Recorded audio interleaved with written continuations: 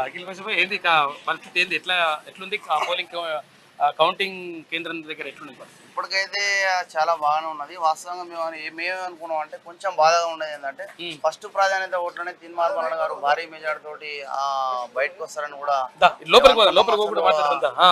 వాస్తవంగా ఫస్ట్ ప్రాధాన్యతలు బయటికి రాకపోవడానికి ముఖ్య కారణం ఏంటంటే చెల్లని ఓట్లు.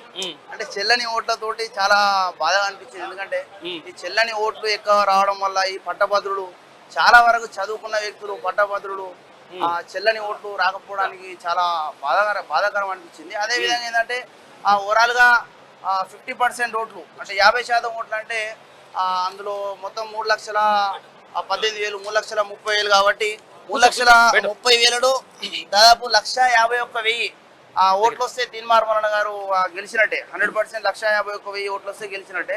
ఇప్పటికీ 3వ రౌండ్ ముగిసింది కాబట్టి 4వ రౌండ్ కూడా నడుస్తా ఉంది.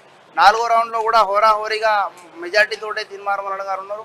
4వ రౌండ్ లో కూడా దాదాపు మెజార్టీ తీన్మార్ మల్లన్న గారికి వస్తుంది కాబట్టి ఖచ్చితంగా 1,18,000 నుంచి 1,20,000 ఓట్లు వచ్చే అవకాశం ఉంది టోటల్ గా. కానీ రెండో ప్రాధాన్యత ఎందుకు అడుగు వేయాల్సి వస్తుంది అంటే అక్కడ 50% ఓటు బ్యాంక్ కావాలి కాబట్టి 1,51,000 రెండు ఓట్లతో మాత్రమే మనం గెలుస్తాం కాబట్టి రెండవ ప్రాధాన్యత తోటి ఖచ్చితంగా మరొక భారీ మెజార్టీ తోటి గెలవబోతున్నాం అని చెప్పేసి మాత్రం నేను తెలంగాణ రాష్ట్రపతి తెలియజేస్తా ఉన్నా. ఎందుకంటే ఆ రెండవ ప్రాధాన్యత అనేది ఫస్ట్ ఆఫ్ ఆల్ మనకు మొదటి ప్రాధాన్యత ఓటేసిన వాళ్ళు ఎవరికి రెండో ప్రాధాన్యత ఇవ్వకుండా ఒకే ఓటుతో తీన్మార్ మల్లన్న గారిని గెలిపించారు, మెజార్టీ ఇచ్చారు.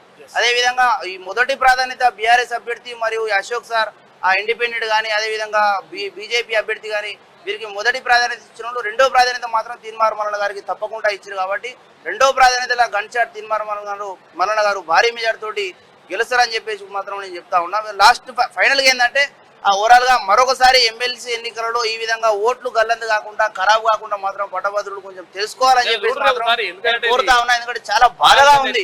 ఎందుకంటే ఇప్పుడు 17,000 ఓట్ల మెజార్టీ తోటి తీన్మార్ మల్లన్న గారు 3వ రౌండ్ లో ఉంటే 20,000 ఓట్లు మాత్రం కానీ చెల్లని దానికి నిలబడింది. తీన్మార్ మల్లన్న గారి మీద ప్రేమ ఉంటే రెండవ సీరియల్ నంబర్ మీద 1 పెట్టాలి కానీ I love you Teenmaar Mallanna జిందాబాద్, 7200 జిందాబాద్. తీన్మార్ మల్లన్న గారు గెలిస్తే మేము మొక్కులు చెల్లిస్తాం.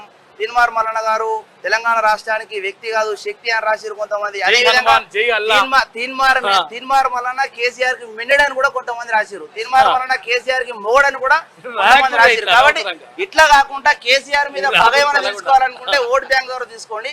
కానీ ఓవరాల్ గా ఏంటంటే తీన్మార్ మల్లన్న గారికి ఓటు అయితే 100% ఇప్పటికీ మెజార్టీ ఉంది. రెండో ప్రాధాన్యతలు మాత్రం 100% గన్ షాట్ గా భారీ మెజార్టీ తోటి బయటకు వెళ్తాడని చెప్పేసి మాత్రం నేను తెలియజేస్తా ఉన్నా.